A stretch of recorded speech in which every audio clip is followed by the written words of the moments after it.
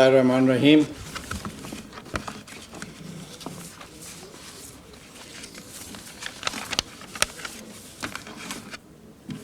Dear students, researchers, faculty members, guests, and all my colleagues here, starting with the organizer, Mr. Dr. Ansari, of course, Dr. Lashari, who has been the moving force behind the center, behind where we are sitting today, all these years.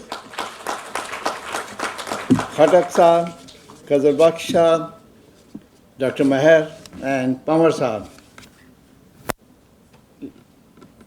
Ladies and gentlemen, it's a great pleasure to be back here at the center in the Memon University. I must say today I miss somebody who has been behind all these efforts, which you also rightly mentioned, is Vice Chancellor Dr. O'Kelly. And certainly he'll be there with you tomorrow.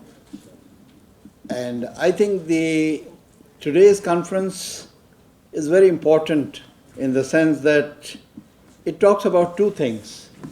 One is it talks about the youth, the young people, and secondly, it talks about the research.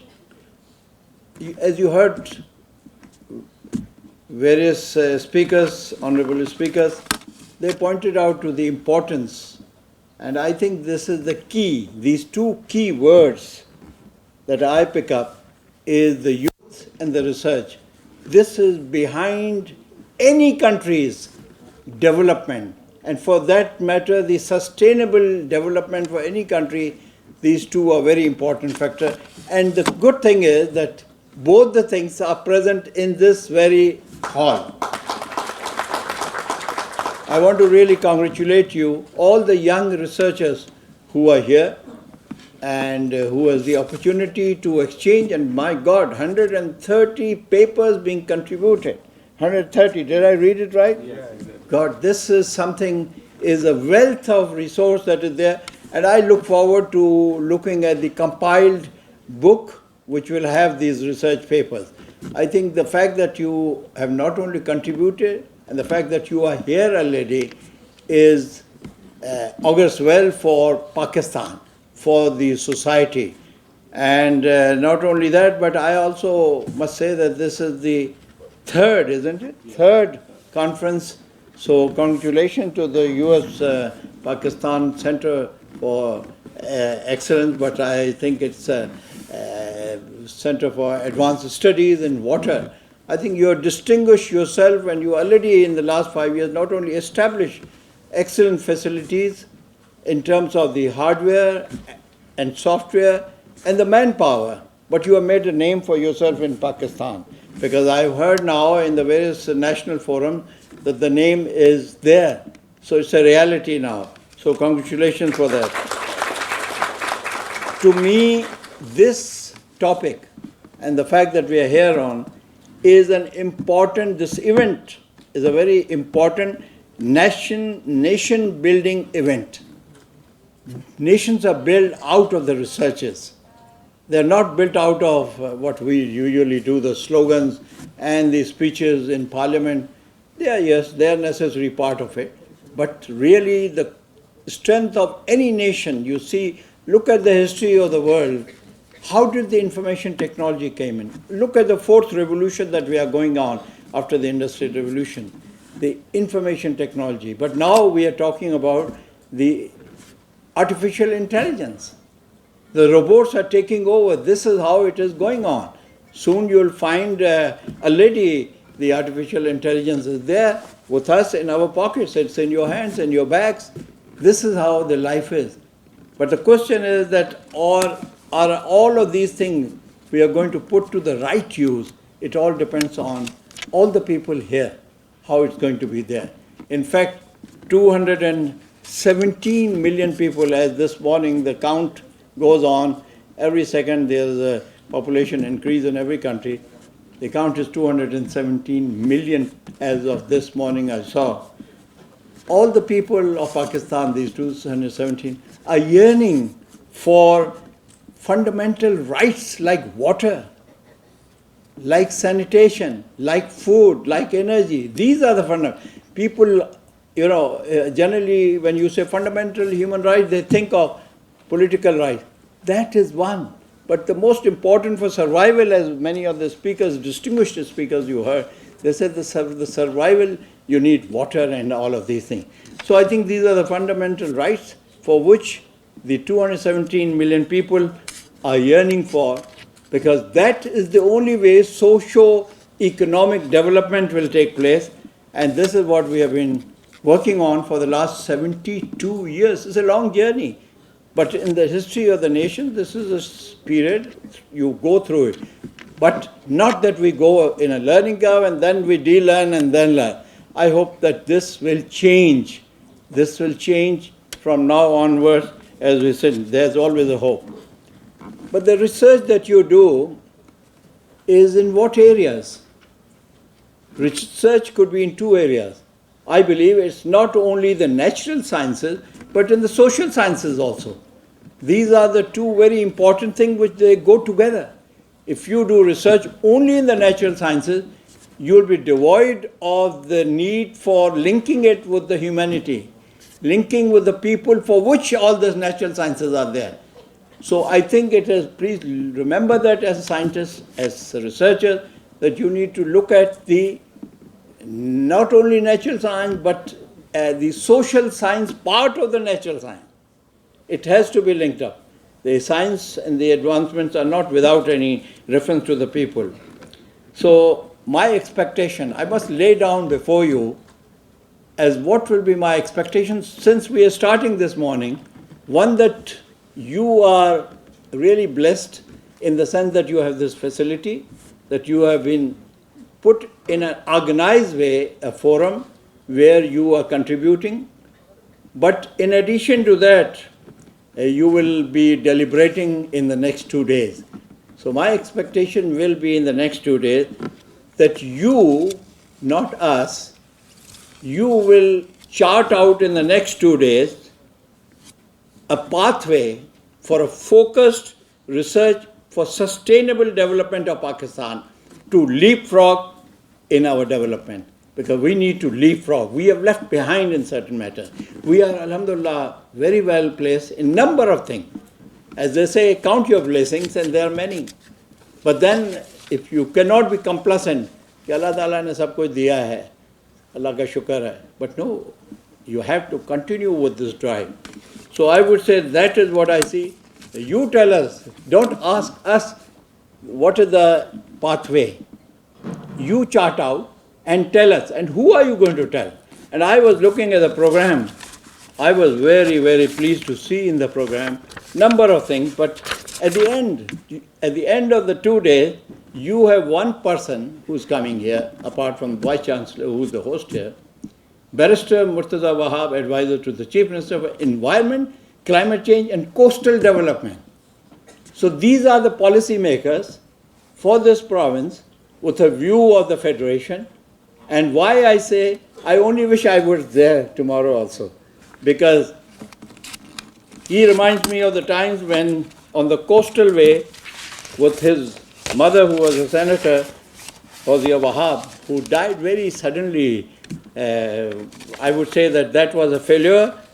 Baaki to kismat mein hai zindagi, failure of our medical system, where a small disease was not handled and she had to go. So I remember that, and I remember the time that we discussed in the boat, going along to see all the mangroves and her commitment to the environment. And I was so pleased. Look at this coincidence that her son now is the environment minister and a climate change. So you will, inshallah, present all the summary of what you deliberate to a policymaker who will take it to the province. And when the provinces are there, and you heard from the KP, whatever is happening there, Khatak Sahab ne aapko bataya that all this is coordinated. Don't think that if something is happening in Sindh, it's not known. Now the frontiers are very blurred. People travel, the knowledge travels from far off countries also. It's just like water doesn't have the barriers of the territorial limits. Similarly, knowledge doesn't have anything of that sort. So inshallah, whatever is shared here will go across to Pakistan, and therefore we have a responsibility. Now the question is, what is that responsibility? I was looking at the conference note that was sent to me, and you also mentioned Ansari Saab. And in your note also it was mentioned that you are going to focus on the SDGs 1, 2, 6 and 13. Now let me ask you, what is the SDG 1? Will anybody remember? I think I remember because I saw it last night. SDG 1 is no poverty. No poverty. What does this mean? That this directly is a social aspect, that under the Constitution of Pakistan, the state will ensure that the rights are there and people are not dying of hunger or anything. So that is the number 1. So it's a social aspect which embarrasses all the others. And they go to the second one, SDG number 2. Very good. I think these guys, they know everything. I'm so pleased. So the hunger part. So what is it? Food. Food. But the food has to be properly a nutrient one, and it doesn't have to be affected. The pollutants that I was really, Meher Sahab has a way of frightening people and then showing the solution. Thank you for all that. I think the food has to be organic food. Food has to be without poison. The water is being poisoned for whatever reasons. And the sixth one is clean drinking water, SDG 6. No excuses now because you are passed. You're 100% passed. So clean drinking water and sanitation. That's water and health and all that we talked about. And the last one that was mentioned, SDG 13, protecting the planet. Did you ever think why this has been thought of by the organizers? Protecting the planet. Planet is ours, so what are we protecting? Is it about the invasion of anyone from the Mars or the moon or from the sun or anywhere? No. It is protecting against the climate change challenges that we are facing. And you heard of the climate change challenges. And I think they are enormous. But allow me, Lashari Sahab and Ansari Sahab, allow me to add to this list another SDG which I think is relevant in the sense that is the SDG number 7. Anybody? SDG 7 is the affordable energy. Now why did I think of adding that is because you know that since 2011 the world has been talking about a nexus. Water, energy and food nexus. In fact, as we stand today, this is something Pakistan has got on just like other world countries, that we are talking about this WEF nexus. Now in that nexus, the energy comes in, but the energy, we are talking about the clean energy, which is the solar, which is the wind and hydel of all. So hydel is related to water, so it's really something that we should. I think with these kind of SDGs, why these are important? Because if you look at all 17, I always look at this often and I say, each one is related. And if any country wants to develop, they have to keep track of all the 17, and then you will find that a sustainable development will take place, because there is a marine life, there are so many other things, and we are not going to go into it, you all know it now. Now this 17 SDGs were evolved, if you remember, that we, the United Nations members, after the MDGs, Millennium Development Goals, in which we failed. Pakistan did not achieve many of the, even on the water we did not, on a clean drinking water. And I must say I confess a responsibility in the sense that the government with which I was associated, and I was in the parliament at that time also, despite our efforts, we could not achieve the MDGs. But that doesn't mean that we will not achieve the SDGs. I think the fact that today so many people are committed to this, we will inshallah achieve it, and all because of you will achieve it, inshallah. But the question is, how are we going to achieve? That's the path you have to tell us. I think I just want to remind you here, because everything has been talked about, therefore there's hardly anything that I can add on, but I was just thinking, if you want to achieve all these SDGs, just keep in mind what are our assets. Pakistan is, alhamdulillah, bestowed with several assets. Just to start with the first one related to the water. It's the glaciers, 7,250 glaciers which are in Pakistan and not shared with of course the mountains, some of them may be shared, but these glaciers are in Pakistan. So that is one about the water. But can you think, now I want to quiz you again, can you think of the bigger asset that we have than this 7,250 glaciers? Yes? Exactly. This is what but more than human power is that 25% of the population which is youth, which is you. That is our asset, number one. Now if you combine that asset, apply it to protecting your other asset is the glaciers, and then you have Indus Basin, you have a Kabul River Basin, and then you have Indus River System Authority, Indus River Irrigation System, which is the largest in the world. I mean, I tell you, when you look at it, you feel proud of so many things in addition to the two that I mentioned. And then think about it, we have a coastal line of 1,046 kilometers, out of which 250 are in Sindh and the rest are in Balochistan. So no province is left without the natural wealth that we have. You tell me and I will go on with every province and tell you, my God, what assets, what wealth we have. So that coastal line. Why is coastal so important? Coastal is important because not only because of the marine life, the fisheries, the shipbuilding, shipping and the rest of the thing, but it is important because think about the countries like Singapore, even what's the capital of Israel? No, that's illegal. I don't accept it. Tel Aviv. They have the largest in the world solar power, the conversion of the seawater to the drinkable water. They have the largest in the world. And so by having the coastline, you can imagine that it's one thing to talk about the river Indus, Kabul River, but it's another thing to talk about the conversion of the energy. And this, Singapore has done it, and the many others in China have done it. So I think that's the important thing. But in addition to that, not only that, but finally I would say, आपने जिक्र कर लिया था तां के बुधोदा सब इन बुधोदा हे policies आहिन पंजाब में पाकिस्तान जो भी आहिन provinces में भी आहिन. So one of the important one was the 2016, right?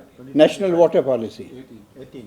18 के शुरू में आई थी, yes. 2016. National Water Policy. Then you have National Climate Change Policy of 2012, and now you have Forest Policy, which is going on now, the tsunami of trees and all that. All of these things are going on. But the most important is what we do. Our challenge is what? Our challenge is really implementing these policies, and I hope these policies will continue to be implemented irrespective of the government in Islamabad or in these capitals. Because for the country, it's immaterial to have who in the government, which party in the government. What is important is those policies are pursued because these are country policies. These are not one people and one organization or one party policy. I think, but the important thing, as we talked about, the climate change. You know that the climate change is changing because of the temperature rise. Temperatures have been recorded in the past to be raising from 3 to 5. I think I'm already spending more time, so I will hurry up. 3 to 5 degrees, but now it is said in the next century, this century, it will go from 4 degrees to 6 degrees. While internationally we are striving for 1.5 degrees centigrade. So where are we? We are really in a way, the moment the temperature comes in, you talk about the glacial lake outburst flood, You talk about the rains, floods, and droughts. You talk about the sea level changes, and you talk about the water demands. And finally, Mayor Sahib was very humble. He said, I will not talk about the environment. But he talked about the environment of pollution, water, and so on and so forth. Water environment, yes. The other environment I can take, but offline. So I think these are the things. But above all of these climate change, there are conflicts in the conflicts are internal conflict. We need to have unity. We need to be focused to achieve our country objectives. And then we have lately, because of the Kashmir, we have external threats. But the bigger one is the 25% people living below the poverty line. I think these are our challenges, threats, and the economic dependence that we have, which means that it will directly affect your sovereignty as your independence. And that is the biggest challenge. And then finally, we have very weak linkages of science with the policy, which is what we are trying to bridge, you are trying to bridge together today and tomorrow. So with this, I will say that even though we have a weak management, weak governance, but inshallah, you will tell us the way forward and present it tomorrow as a policy maker. I would like to say that while you talk about, we have two eyes, but the two important eyes, not with the E, but with the I, are the infrastructure institutions, which alhamdulillah we have infrastructure. I shared with you, reminded you, and we also have the institutions that are doing that. And I would say, lastly, let me close with what Kofi Annan, who was the former United Nations Secretary General, he said, and that's related to us here today. He says, and I quote, "Earth is not ours, but something we hold in trust for future generations. I hope," he says, "I hope my generation is worthy of that trust." Thank you, ladies and gentlemen. Wish you all the best.